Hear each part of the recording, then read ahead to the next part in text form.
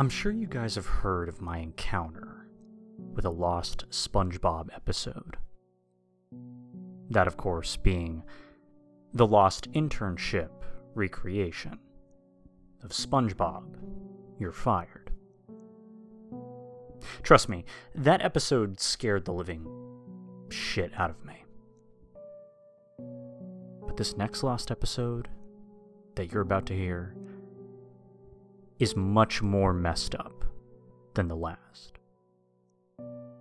I was outside with my dad's metal detector, trying to find something valuable.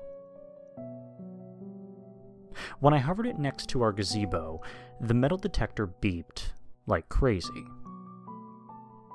I quickly grabbed a shovel and, to my surprise, dug out a cardboard box. I took it into my room and opened it. It was a dingy and dirty DVD case. The cover consisted of SpongeBob and Patrick in front of SpongeBob's house looking at the viewers. It was simply titled Lost Episode. I told myself that I hoped that this episode wasn't as scary as the last one. I put it in my DVD player.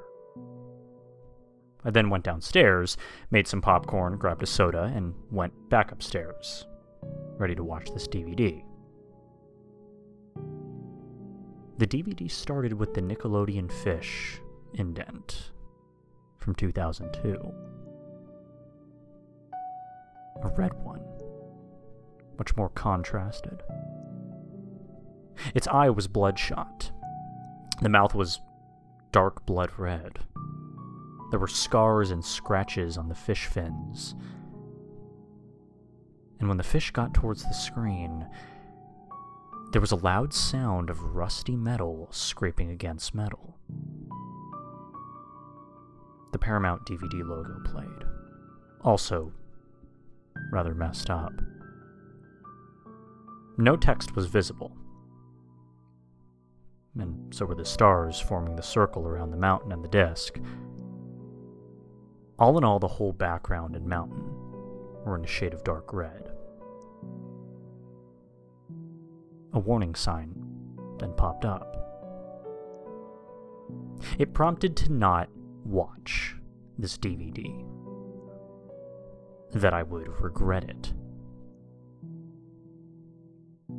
It then took me to the menu.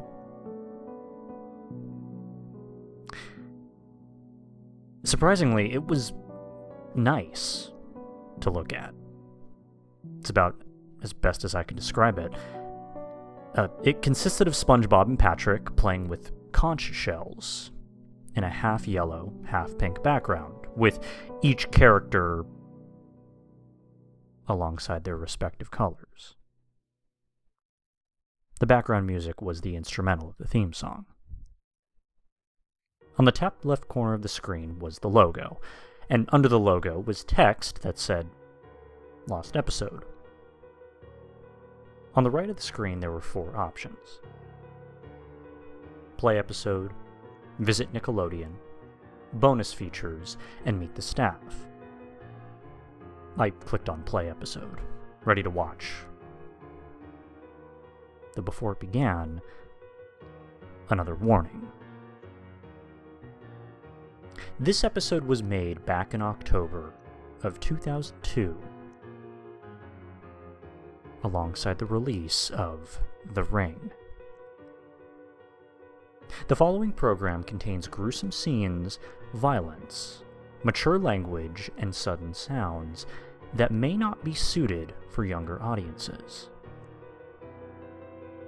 Viewer discretion is advised. The episode started with the regular intro. However, when it got to the end of the intro, SpongeBob didn't play his nose like a flute. He just stared at the screen with a short but sinister smile. Then the title card came up. The title card was a red background, which was much more blackened than it should be.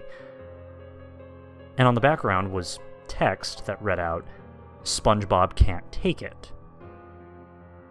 Once again, in a red with outlined font. The happy-go-lucky music continued to play in the background. The credits played, and the bubble transition played. It cut to SpongeBob's house while the sun was rising. It then cut to the inside of SpongeBob's bedroom. As SpongeBob and Gary were sleeping, it then cut to SpongeBob's foghorn alarm as it went off. And after his foghorn clock stopped, SpongeBob jumped out of bed with a large hooray. He then ran to Gary, stating that today was his big playdate with Patrick, and that they were going to do so many fun things.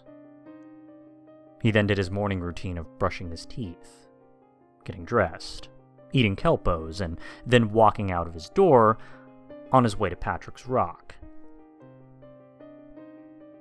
He hummed his theme song, walked for a bit until he got there. He then knocked on the rock and said in a polite voice if Patrick was home, beckoning him.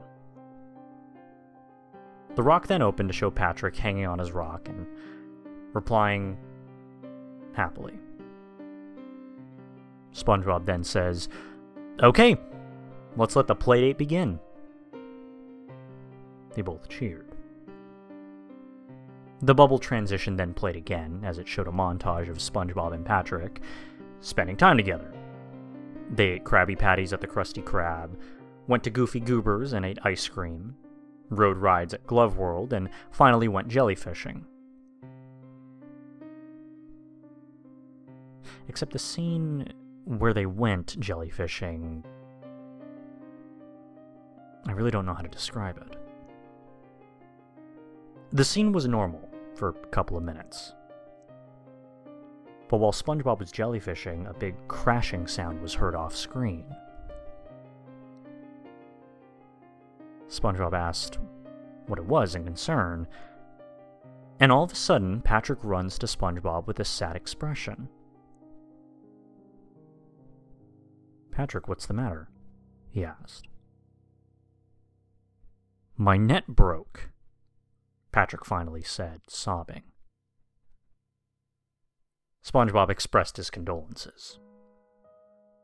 "I'm very sorry, Patrick. Maybe be a little bit more careful next time you use a jellyfish net." Patrick stood there for a second before asking if it was okay to use his net. SpongeBob delightfully replied, "Of course, buddy." Patrick's mood immediately brightened up as he began playing with SpongeBob's net. Now, nothing remotely scary at this point, aside from a few things were happening. And I was about to eject the disc when suddenly the scene changed. SpongeBob walked up to Patrick, who then stopped playing with the net, and asked for it back.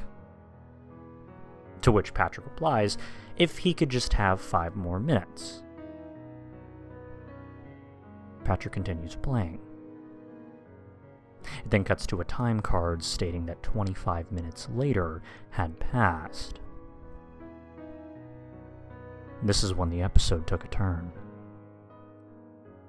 SpongeBob was seen extremely annoyed, then walking up to Patrick and stating, "Patrick, it's been over 40 minutes.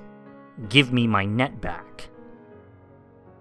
To which Patrick replies, "No, this is my net. In fact, I'm gonna keep it." SpongeBob yells at Patrick as his voice fades to what can only be described as a demonic effect. SpongeBob demands the net back. "I said give me the damn net." The camera then zooms into SpongeBob, to a shot that I've never seen before. didn't even think it was possible to animate. He was all moldy. His eyes were hollow black with red pupils, with drops of blood under his eyes. Patrick screamed. So much so that it sounded like his voice actor had lost his shit. He then gets worried, asking to SpongeBob what he was going to do to him. And then subsequently, what he was going to do to Sandy. SpongeBob then replies to Patrick in a demonic voice. Just some fun. And after I kill you, I'll go for Sandy. He then pushes Patrick off the giant cliff, and Patrick begins screaming as he falls to his demise. When Patrick hits the ground, an audible crack is heard. Patrick begins howling in pain as he tries to get up, but can't. SpongeBob then walks down the hill up to Patrick. And it's at this point where SpongeBob begins to kill him. He saws off Patrick's legs with a buzzsaw and handsaw. He burns his arm off with a cartoonish flamethrower and a lighter.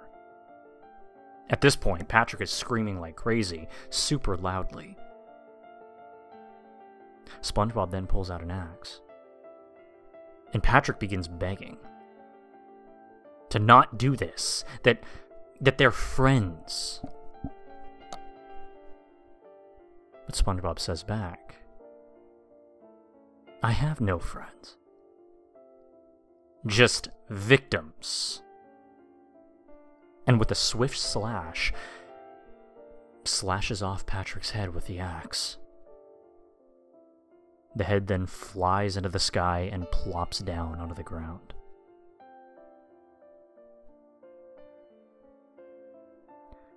SpongeBob then turns directly to the camera, to the viewers.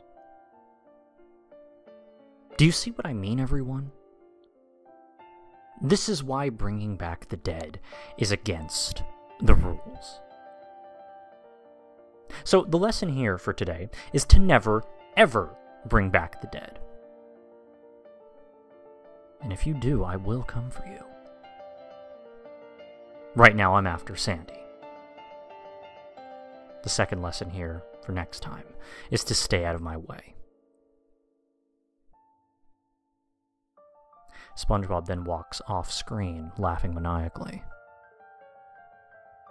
until it cuts to black, to the credits. The United Plankton Pictures logo played. However, the little sea creatures were yellow. The background was red. The text was pink. The Nickelodeon logo played, and it was also different. The splat was in the shape of SpongeBob, and under it was text that read, Patrick está muerto, y tu próximo. Translated, Patrick is dead, and you're next. The screen then cuts black for 10 more seconds, until SpongeBob's face abruptly pops up on screen. Black eyes, no pupils, and blood dripping down from both of them. Along with that, SpongeBob's laugh was heard in the background. Slower, louder, and more distorted. It took me back. And after the jump scare ended, it took me back to the menu. I was extremely shocked at what I saw.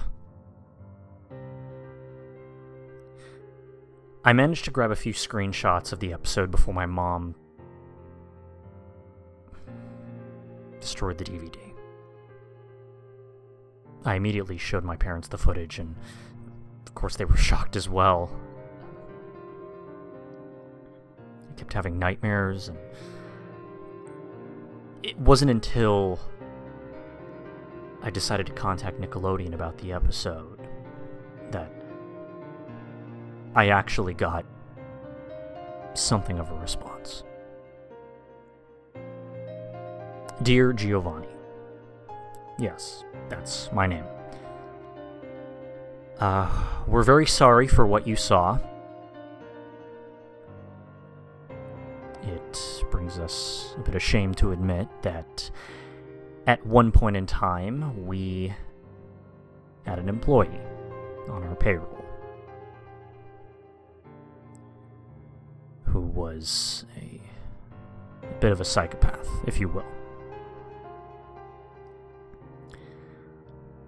One night, he sneaks into our studio and makes this episode and airs it.